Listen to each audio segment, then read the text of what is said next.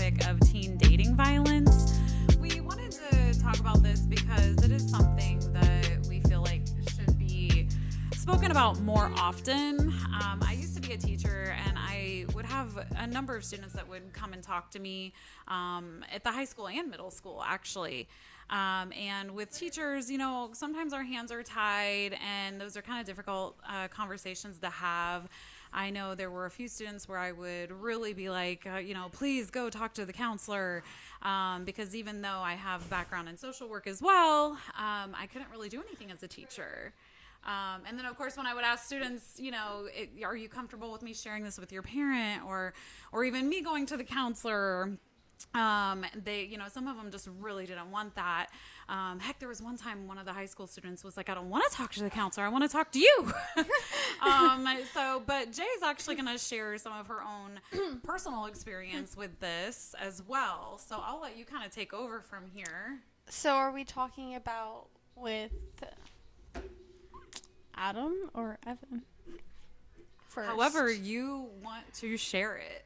I think I should share.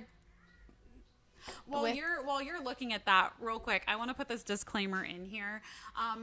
It might sound like we're laughing or giggling or something here and there. It's not that we're taking this topic lightly.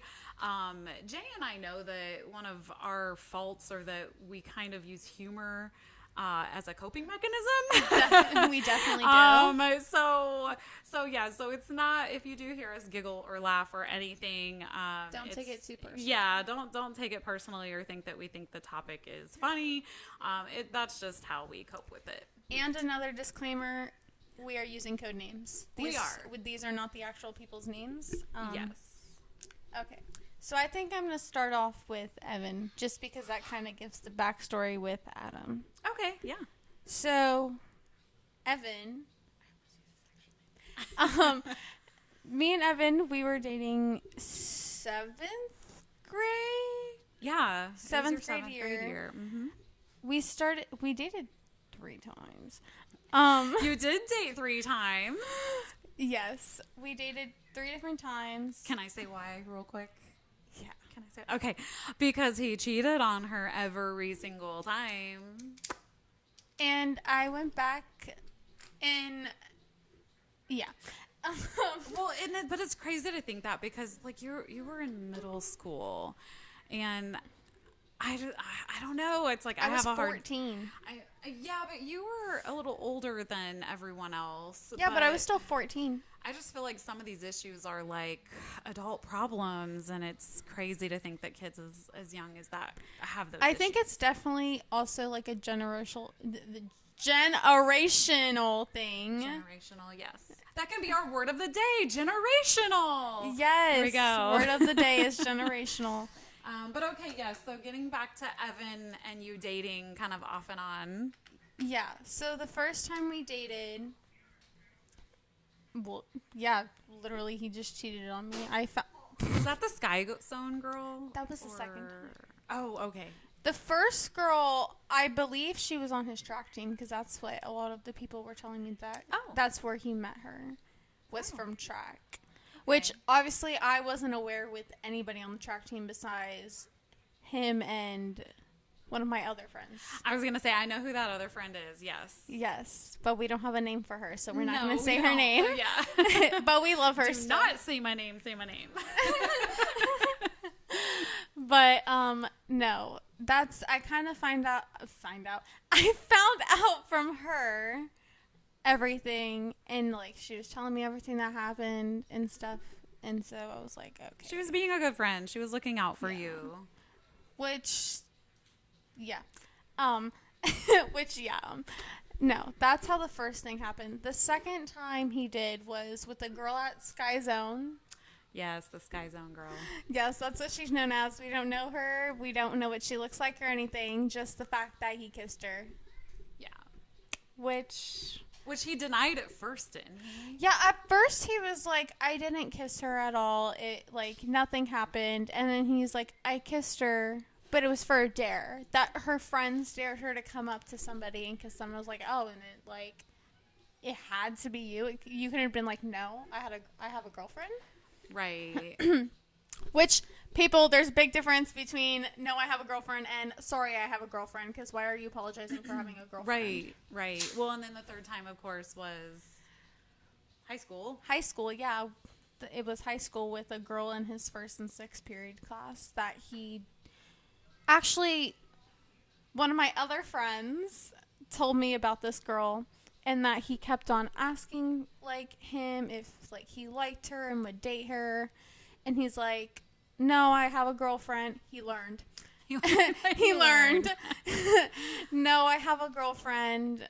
Like, no, I don't like you at all. And, like, she kept on harassing him because he would tell me about it, like, every day. Like, she keeps on talking to me. Yeah, I remember you saying I don't know if I told you this, but he asked me if I could say something to her about it. Did I not tell you about that? No, you never told me that. That's surprising. Yeah, no. He was like, yeah, like, if she comes up to me, like, can you say something to her?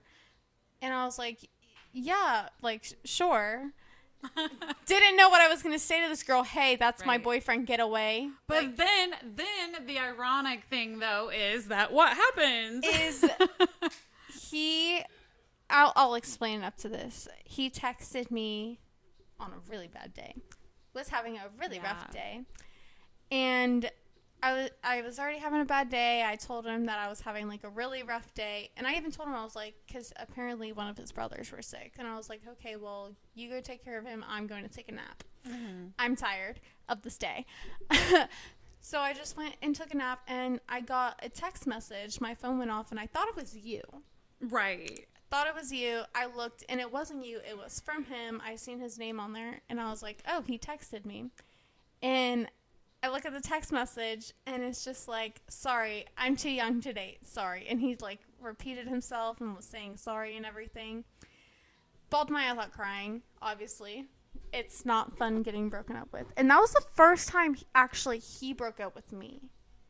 Yeah. The first two times I broke up with him after I found out. Because of the cheating. Yeah. Yes. Obviously, which, actually, the second time I think I told you, I told him, I was like, I just need to think about everything. And then I texted him, like, 10 minutes later. I was like, we're done. I was like, I'm not going to be with you after what you did. Right. Just to, for me to go back and be with him. Right. But then you found out, what? It was like, did he start dating that girl that same day? I don't know if it was the same day because we broke up on a Friday at 5 o'clock. Remember that time. That time's engraved in my head until I can completely forget about it. Well, I know we kind of joked about it too, because I know when you guys had gotten back together, he was saying that, like, he wanted it to be long term and didn't want it to just last a week. Yeah, he was like, I want this to last at least a little bit through high school and stuff like that. And he was like, I know it's not up to me, but... Right. But I know I was on the fence about you guys getting back together. I know when you talked to me about it, I was like, girl, like, come on, like, oh my gosh. Because of how he would treat you when you guys would be together. Because, like, from what you told me, he was just very controlling. Like, he could do his own thing, but you couldn't do yours. There were, like, double standards there. It was, like, do as I say, not as I do. Like, I want to know where you are, what you're doing, when you're there. Like who you're with. Yes. I mean, very controlling, very toxic, and at such a young age. So, yeah, I'll let you talk about that a little bit more. Yeah, it was honestly exactly how you described it. Like, what are you doing? Who are you with? Why are you there? And versus him, like, I never asked where he was, what he was doing, who he was with. Honestly, he would just tell me where he was and who he was with. And I was like, oh, okay, like, have fun. Like, and I would just let him be, do what he's doing. But for me, he's like, he has to be on FaceTime. Like, if he's not on FaceTime, he's like, has to text me every, like, 2 seconds. He, like, had to see you all the time. And heck, he was even, you were telling me back then, he was keeping you up till, like, 3 a.m. Yeah, and a couple even, like, and these were school nights, people. Like, school nights. 7 kids in middle school. Like, school nights. And which I was really surprised about that because of his mom.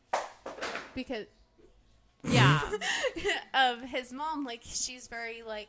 His mom's very sweet. His mom's nice. Well, until... We both know his mother. Very nice person. But You know, we won't talk about that right now, though. that's a later episode. Um, But no, all around she is sweet. She's very nice and very welcoming. yeah. I would say. Yeah.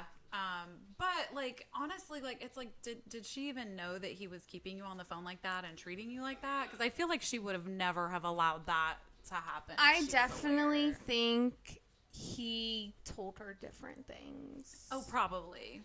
Which obviously, like, if he's sitting there telling her how bad of a person I am and I, like, oh, I did this and I did this, obviously she's going to think, like, I'm a bad person. Right. Getting that only one side of the story.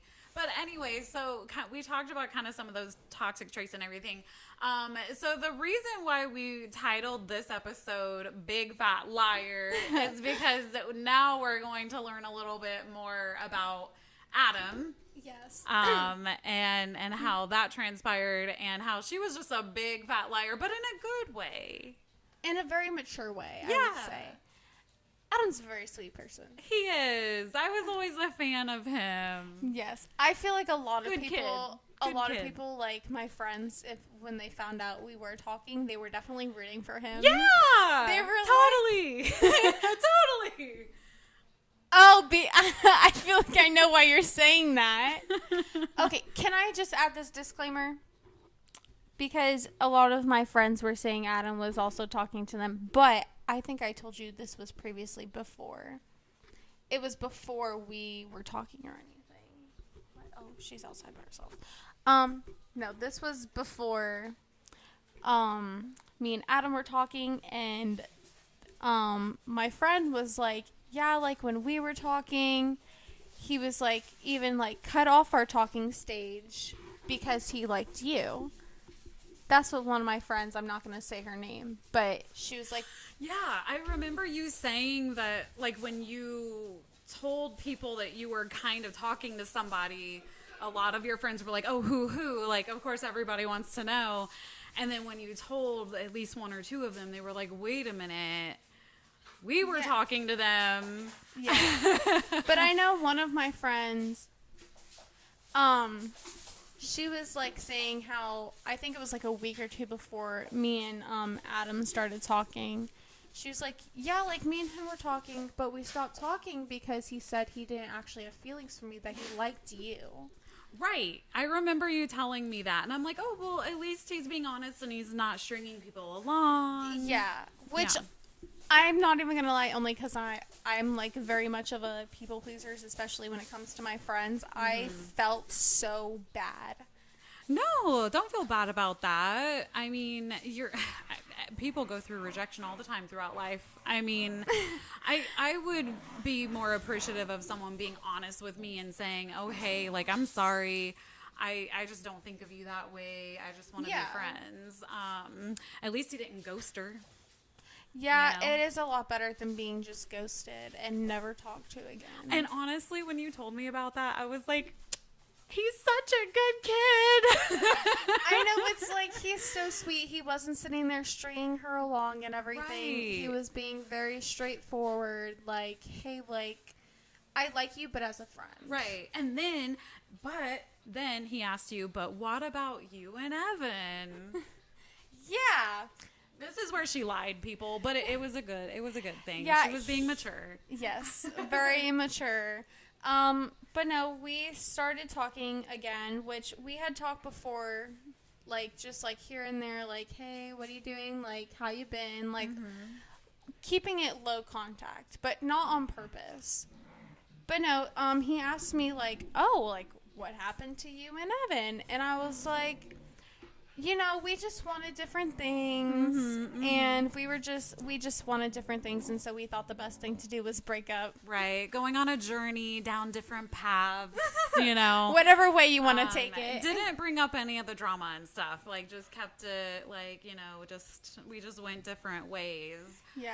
Which, another thing is I also didn't know that he didn't like Evan at all because we were dating. Yeah, I remember you saying that too.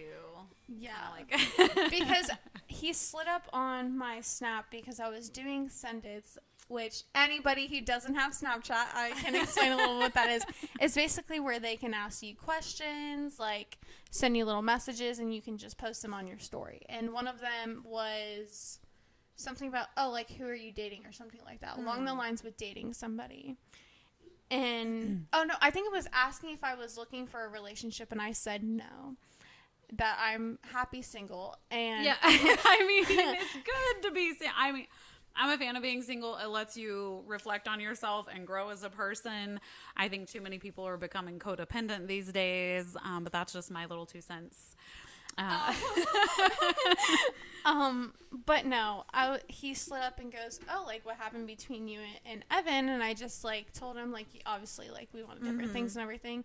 And eventually he was like, wow, you really chose him over me. And I was like, oh, like, what do you mean? I know, like, he was kind of offended, right? Like, and then you were like, but I didn't know you even liked me back then. Yeah, no, because this was 7th grade year, obviously, and he messaged me 8th grade year. I think it was, like, end of 8th grade year. Yes, because I was concerned.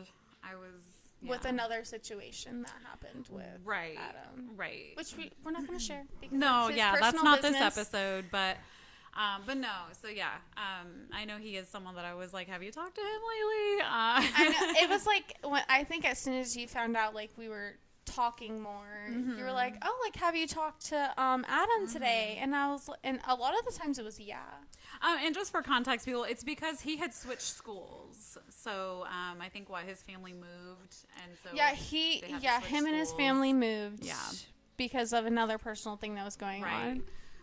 So that's why, there was, like, kind of some communication barriers there for a while, and they didn't talk for a while.